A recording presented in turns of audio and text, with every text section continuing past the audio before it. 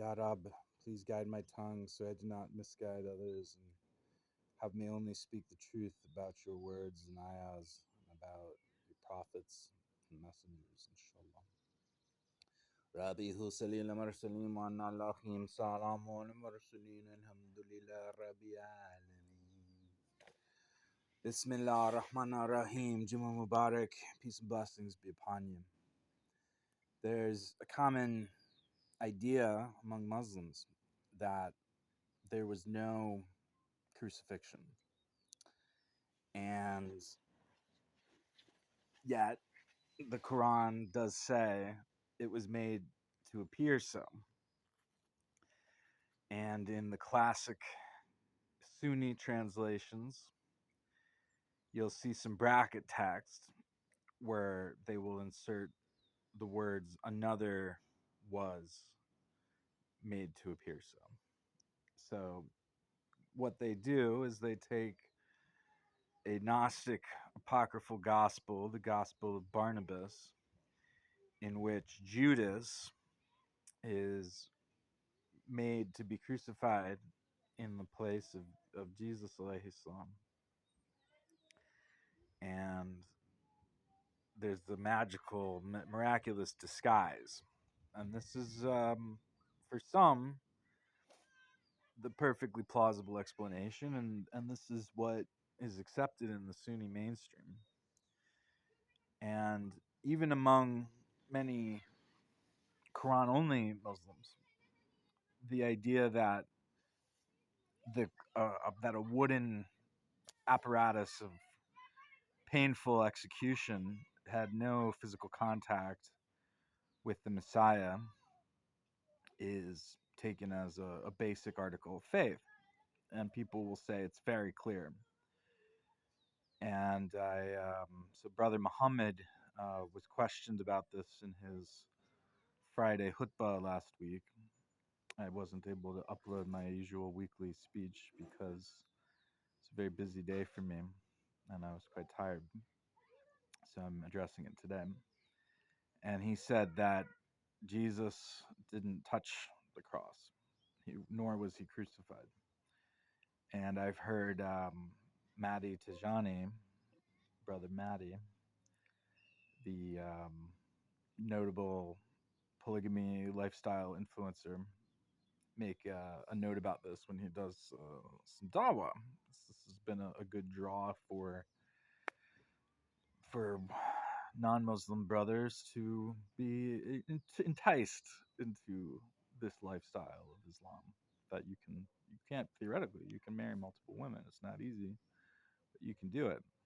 So this piques the interest of a young man. And he would say they did not kill him, nor was he crucified. He'll actually elocute it that way.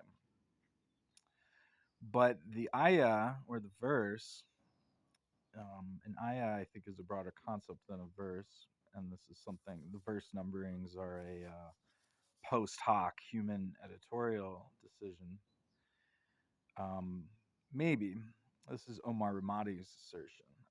You might say, well, there's an oral tradition from the original recitations of Quran where people would take a full pause, a full beat of pause, and then this is how the verse numberings were asserted. But nonetheless, what is the sign from God? This is what we're trying to assess here. And the verse goes something like this, paraphrasing from memory. So forgive me if I am not verbatim correct, but I'm going to get the important words correct. The Yehuda, the Jews, this is in reference to the Talmudic rabbis who put this anti-Jesus propaganda in the Talmud. They say that we have killed the Messiah, son of Mary. But this is where I'm paraphrasing, they're wrong. They did not. They did not kill him. Now I'm being verbatim again. Nor did they crucify him. But it was made to appear so. And then we have I'm paraphrasing again, we have a nice outro, which has been cause of a lot of theological consternation, where it is said that they have schemed, but Allah is the best of schemers, or they have made plans, but Allah is the best of planners, or they have been deceitful, but Allah is the best of deceivers. This is where the more polemical translation.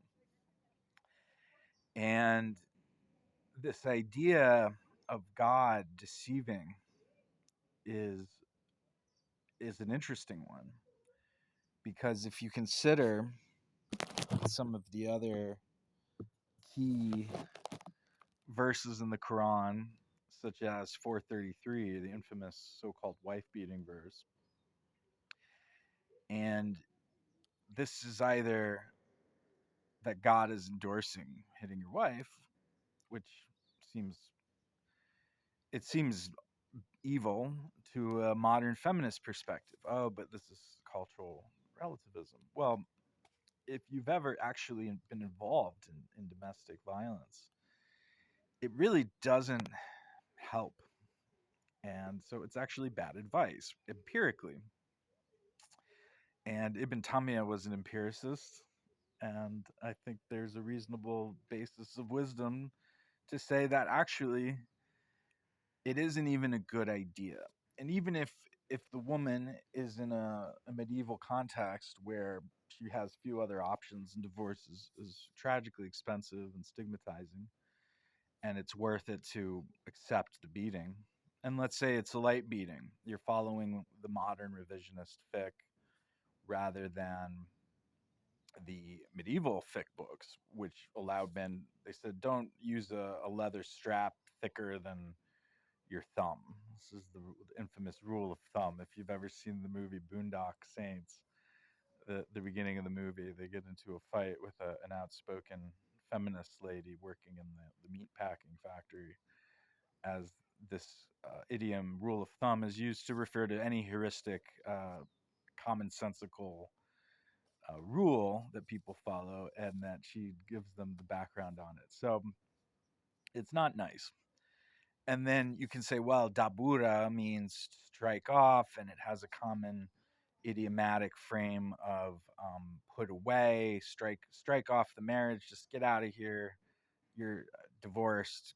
Goodbye. And you could divorce a woman based on finding uncleanliness in her in the Torah. So this is a very broad stipulation, and therefore in Q, which is the common typeset of sayings of Hadith found in the Gospels of Mark and of alleged to be authored by Luke and Matthew.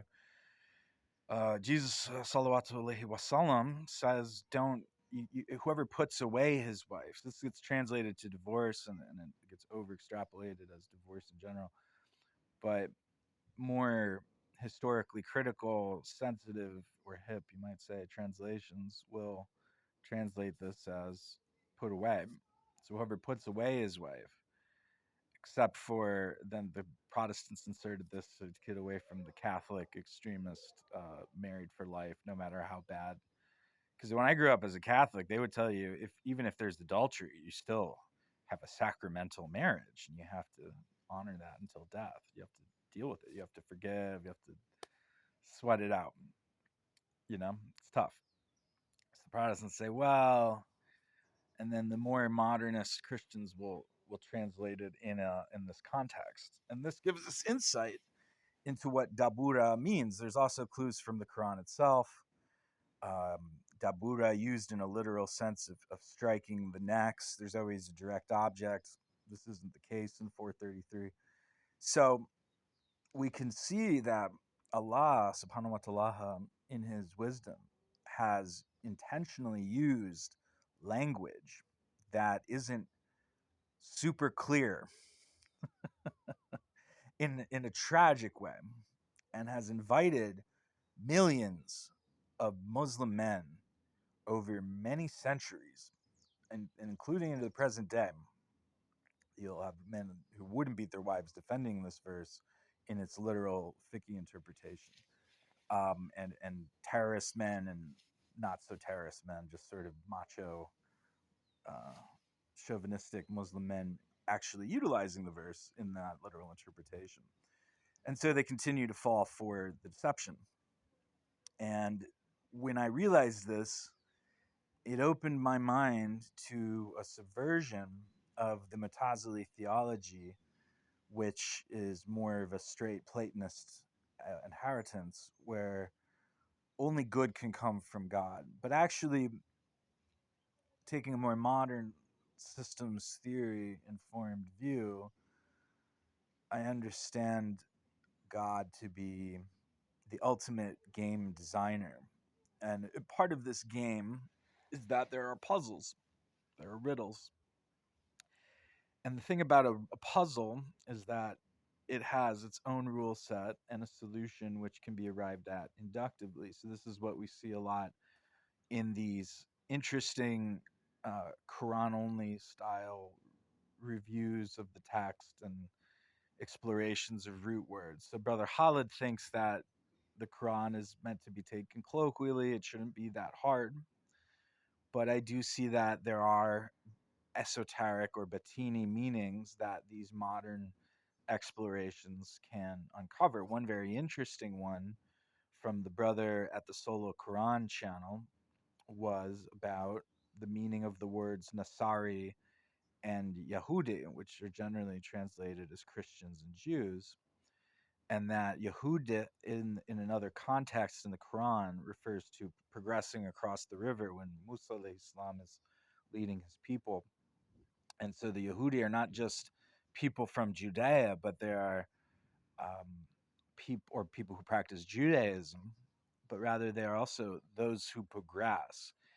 And that makes a lot of sense when you consider the classical pre-Pharisaic interpretation of the Hebrew worldview, in which there's no resurrection, it's the physical world. You do good by God so that you get the rainfalls and so that you aren't crushed politically and war by your enemies, and then your descendants get to do well in the world.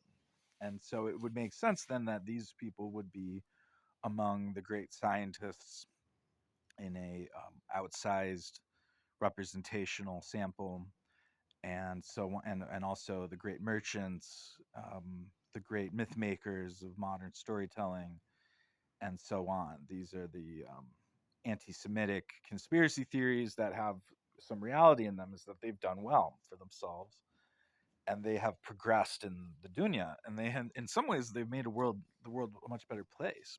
Jewish people. So I'm by no means an anti-Semite. I'm only an anti-Zionist because of the horrors that they have inflicted on mostly innocent people. And then there are some not so innocent people among them, but it's not just. So moving on, the Nasari brother at Solo Quran channel deconstructed to mean those who are partisans, those who are champions. And you might say, well, Nasari is a translation of the Nazarenes, which was a sect of Judaized or already Jewish Christians, Messianic Jews, who identified with Nazareth, the supposed home place of the Messiah. But the plot thickens. There's also the word Nazarene, which goes back to the Samson story, or John the Baptist, or the messenger. I don't know necessarily a messenger of God, but a messenger of this movement. Paul I was temporarily a Nazarene. You take an oath to shave your head, to forego wine, to pray in the temple continuously, and so on, and to fight. So there's a jihad overlap, and we'll cover this in an episode on jihad next week. And this is what Nasari really means, and what Jesus was a Nazarene, not a Nazarene, not a Nazarene, rather, someone from Nazareth, but a Nazarene, somebody who was in this tradition of a hyper purified warrior of the cause of Allah in the Bani Israel. So these are interesting explorations, and I think there's value in them. So that could be a whole episode. So zooming out, going back to the wife beating verse, this is a riddle more than a puzzle, because in a riddle, there's a puzzle aspect, which is you can compare the grammar of Dabura, and you can also do an intertextual analysis.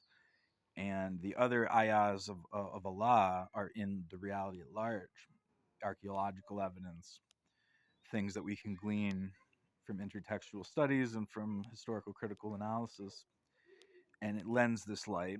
But then there's also the riddle, which is that if you actually do domestic violence, you will experience knock on effects that are negative. It'll affect the children, it will affect the self esteem of the spouse. It is not an edifying structure. And uh, from this realization that maybe the meaning of just doing a separation is better at that point, and that this verse is contextualizing separation. Also, the very next verse talks about separation. So there's an immediate context. It's not mysterious, but the desires of men to be brutes and twist the words of Allah come in. But also the meaning, they're invited to be deceived. They're invited to be deceived. And so this hermeneutic, this understanding that it's not a technical writing exercise, this choice of words that are revealed in the Quran, but rather there are clear verses and there are mutashabihat, there are metaphorical verses. And you might say, well, the verses relating to fiqh and to had punishments, or to this domestic punishment, it's a sub-had level punishment, these have to be mubin, these have to be clear. But that's clearly not the case. So there's a deeper lesson about theology and about how we read the Quran.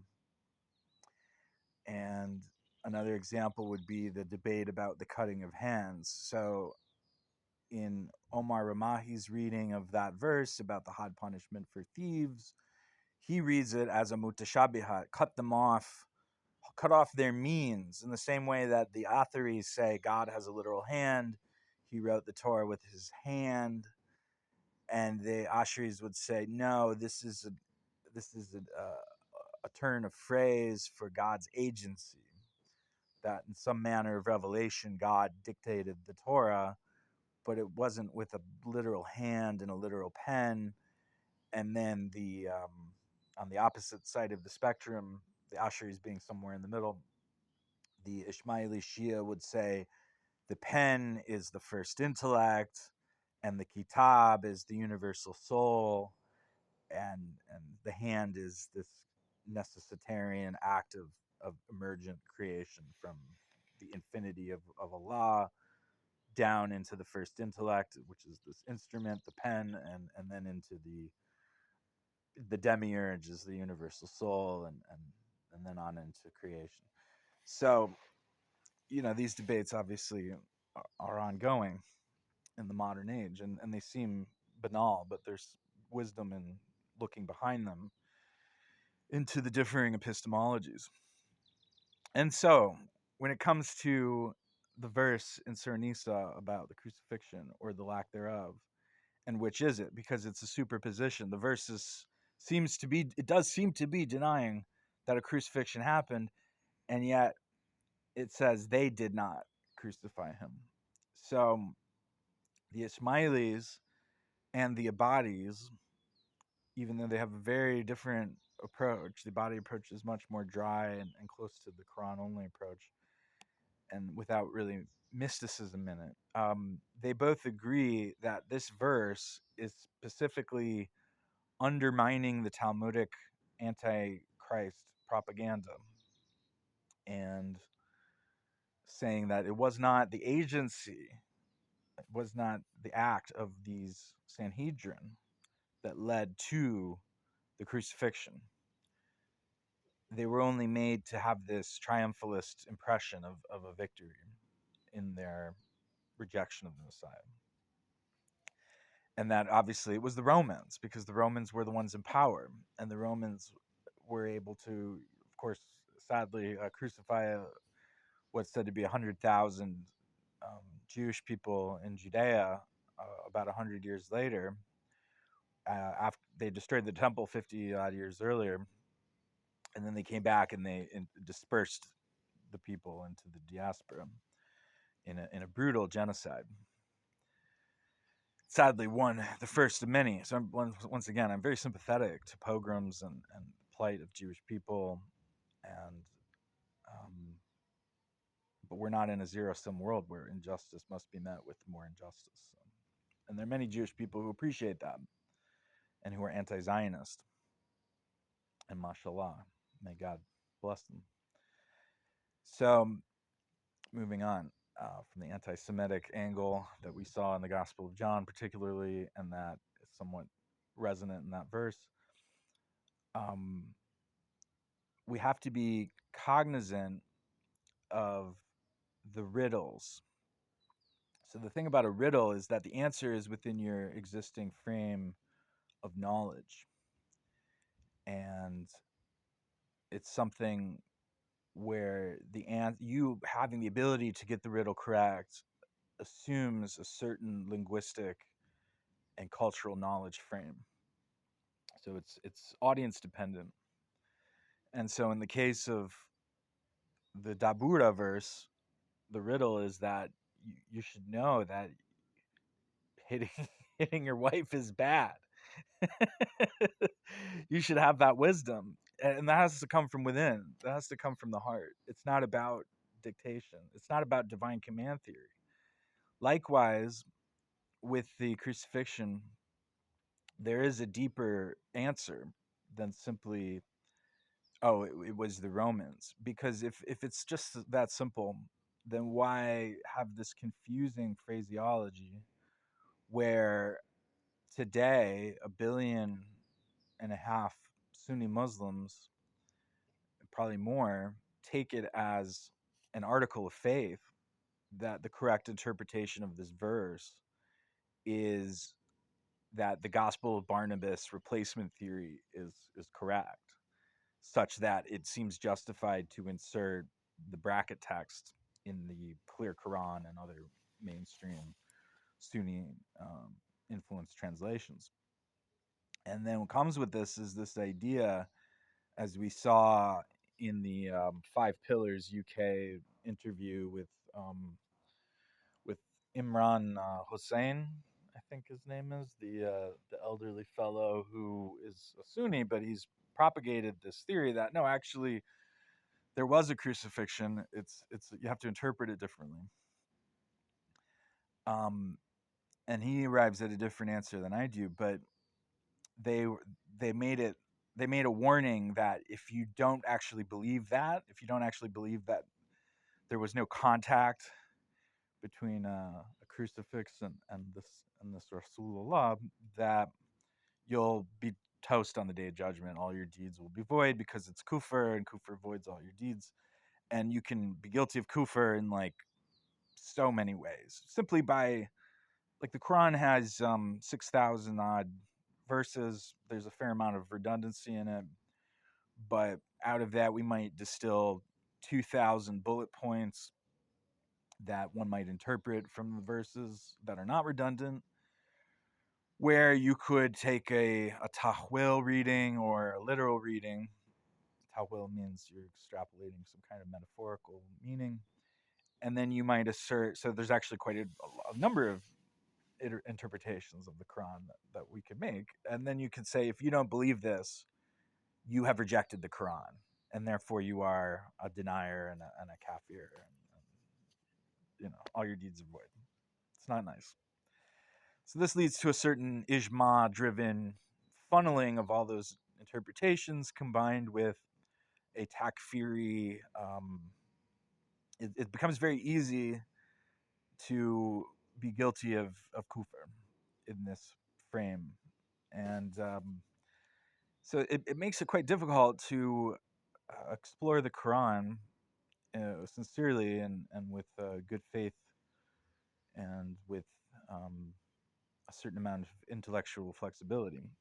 And so one nice thing about this movement of Quran only, Quran centric, neo Mutazili, neo Hawarij, but it's tempered by modernism, so it's nice Hawarij. It's more chill Hawarij. Is and then this maybe ideally, inshallah, that we bind an alliance with the Zaydis, the Ismailis, the moderate Twelvers, the Sufi Sunnis, and the more progressive Asharis and Maturidis and so on. Um, and we really move the ummah forward. This is my intention. It isn't to assert one particular set of usuli principles and one set of interpretations, but rather that what is kufr is to be a great sinner unrepentantly. So this is the Abadi idea, and that this might not necessarily be enough to land you in fire. If you also are sincerely practicing a lot of good deeds, and they can expiate the major sin. This is a realm of debate. But as far as what is belief oriented kufr, what's beautiful about the Quran is that it boils down all of these centuries of heresiology, sectarian debates. If you don't take our side in this angels dancing on a pin debate, then you're evil and you're going to be punished worse than these murderers because you're a heretic, and that's even worse. So we've come to the conclusion that the number of angels that can dance on the head of a pin is according to this formula, and if you have a different formula, then you're worse than a murderer. It's insane, and it alienates people from religiosity. And likewise, when it comes to giving dawah to Christians, the thing that we ought to be doing is persuading them from the Bible and from the history of Christianity that the correct Christianity is the Unitarian frame. And then, by the way, here's this Quran that you may or may not believe is from God, but it offers you another covenant, and you can go deeper and you can be more purified, more rigorous in your virtue, more rigorous in your prayer life. It offers you the next level, but try to get them onto the Unitarian frame, because if they're on the Unitarian frame, then they are not rejecting the parts of the Quran that are criticizing Christianity.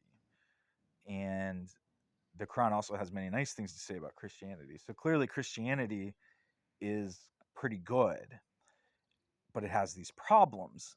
Same kind of problems from a different angle, but with the same human influences, the imperial historical biases, and similar kinds of dogmatic readings and sectarian vindications and triumphs of one sect over another that becomes dogma, that happened with Sunni and Shia Islam and Ibadi Islam to some extent, to a lesser extent.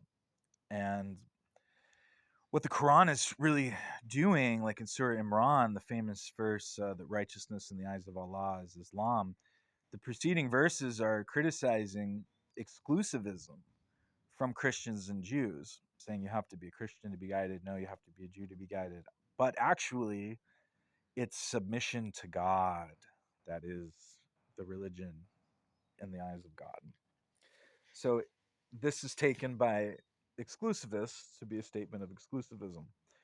But if you are what they would call perennialists, but I would just call it reading verses like 569 without tawil, just reading them literally, you might call it monotheistic pluralism. Then actually, this is a verse that is asserting pluralism. And then they'll cite a verse like, who does not believe in Allah and His Messenger, the hellfire has been prepared for him. Well, what does that mean, right? This is the thing with a lot of the Quran, and getting into this concept of parsing of the difficulty of language and of the set theory inherent in the programming that we would infer from all of these verses, is that a lot of this rhetoric leaves the set definitions somewhat abstract. So I would argue that the believing in God and the messenger means accepting the message, which is accepting this liberation from sectarianism and from dogma. So, getting back to the crucifixion, what is God doing here that's actually an interesting, deeper message? Well, in this verse, the the Jews are quoted as saying, "We have killed the Messiah, son of Mary," but they have not killed the Messiah. And in other verses, they will say, "Isa, son of Mary." So they're referring to the human.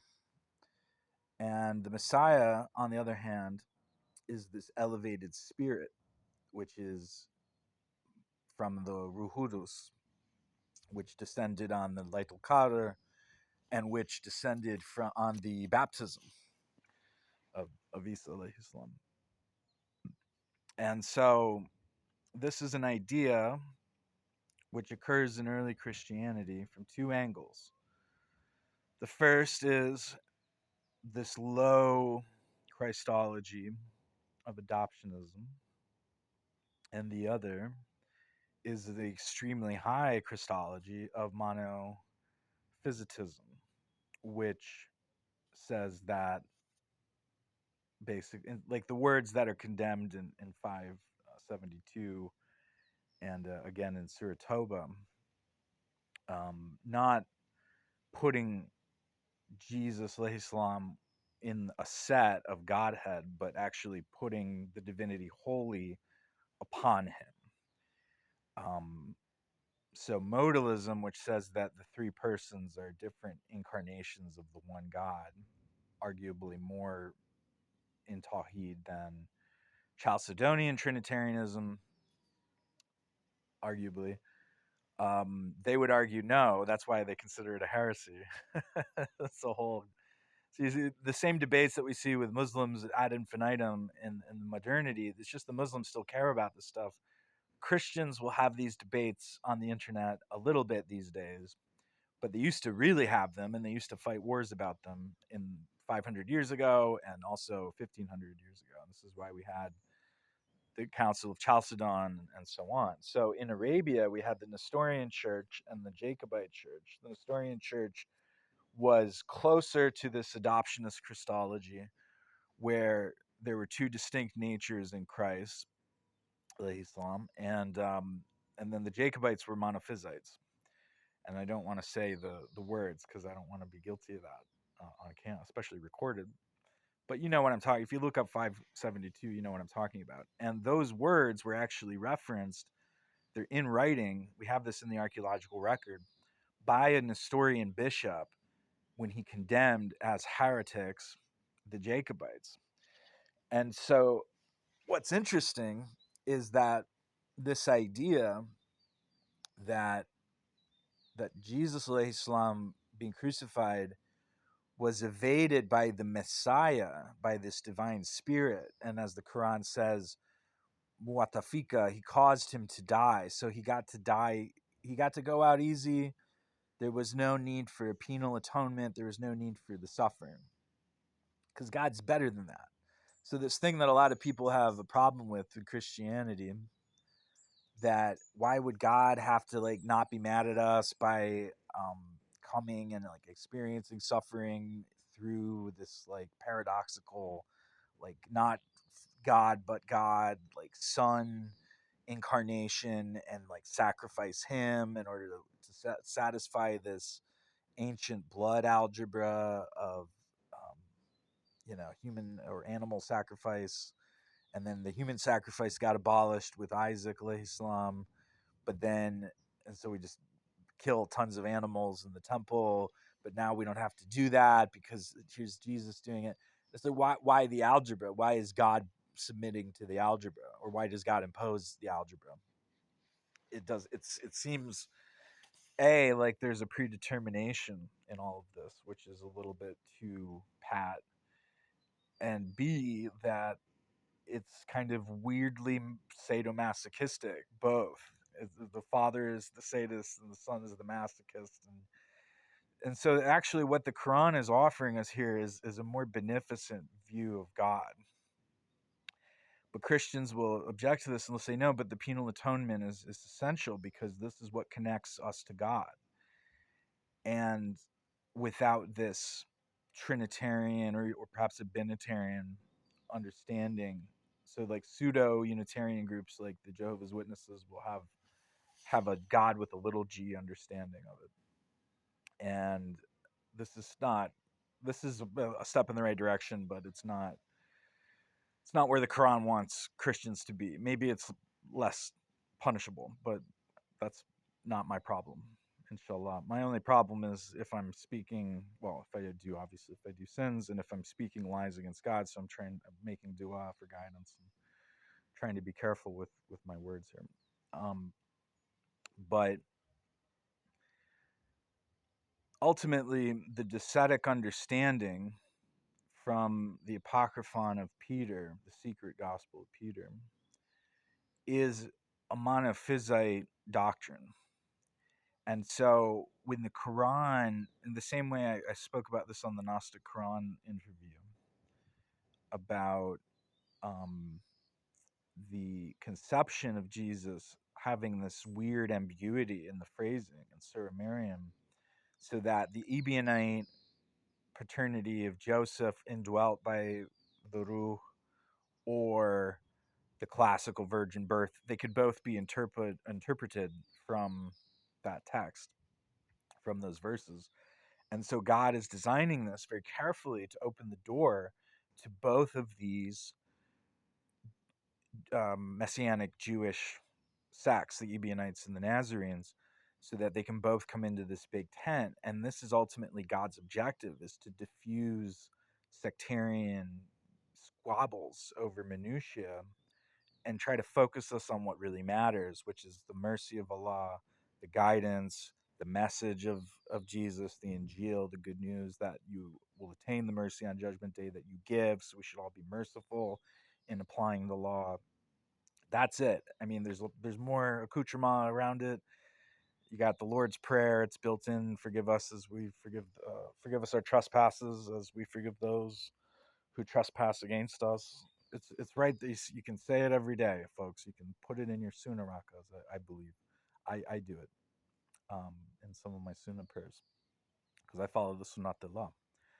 Mashallah, and this understanding of Islam as a continuity of Christianity rather than a complete reset is essential to the dawah of Christians to have enough confidence in the Quran to go to a Quranic level Unitarian theology and lower Christology, the adoptionist Christology, and possibly to become full-fledged Muslims. I don't think that from what like 548 says, for example, I don't think that's a requirement for their salvation, mashallah. And this is again the mercy of Allah. Um, but help them to not do these sins of saying these theological errors, which are needless because they're getting relatively good guidance not to be alcoholics or zanis or cheaters, etc., from Christian faith and to have monotheistic love in their hearts. It's beautiful. There's a lot of good in Christianity. And this is the other thing, is that Christians will object to Islam as having this incredibly cold and alien conceptuality of morality, that it's really a morally anti-realist religion. But a lot of this comes from sectarianism. It comes from the Aisha hadith, the slave hadiths that twist the interpretation of the Quran. So this is not necessary. We can brush this away. We can open the door for literally hundreds of millions of Christians to convert to Islam and not to Sunni Islam, or perhaps to reform Sunni Islam. You know, if they want to eat with their right hand meticulously, that's fine, etc. They want to join a Sufi tariqa, that's cool, I suppose, and so on. Like, I don't care if people become Sunni so long as it's not evil. Is the thing, right? You can be a 12er Shia and go mad. You can become a fighter for Iran. You can interpret that as what the Quran is teaching you to do. You could become Hawarij and go off, etc. Right? Like the point isn't there's no saved sect. Like that's another satanic lie. Like the point is not to be sectarian. This is what the Quran teaches. And so when we contemplate the meaning of the verse in combination with the verse from Surah Imran about Muatafika, that God caused him to die, we see that it is subverting the docetic crucifixion idea from the monophysite framing in which that idea came, and saying, no, there's something valuable here, even though the monophysites are super wrong to actually put godhood on, like especially exclusively on the Messiah, but also that um, they got it right. They got it right. They got the mechanics right, even though their objective was to portray a very wrong theology, which is derided in 572, and it's a word for word recapitulation of the Nestorians. So does this mean that God likes the Nestorianism, that this is an acceptable amount of Tawhid? Well, maybe not, but it's closer. And obviously, what the Quran is teaching is something closer to adoptionism, but without the literal adoption aspect as well, but rather that God sends the Ruhudus to the Rasuli to instill them with the divine guidance at the high level that they need to achieve that rank and execute the mission that rank entails. So it's not like postmodernism where we just say, wow, there's no clear answer, and who knows what the Quran really means. It's all, the medium is the message, and it's just the point is to just get people riled up. No, there are specific answers, and they can be arrived at in a puzzle formation through linguistic inductive analysis, or rather deductive analysis, or they can be arrived at through the riddle resolution of seeking guidance and wisdom through our experiences, through the ayati Allah that we experience in reality, and through our own heart, or through more subtle guidance, and we arrive inductively at an answer. And also by studying the history and doing a lot of intertextual analysis, kind of combines the two. And this is the point of the crucifixion. And then there's two aspects to the crucifixion itself.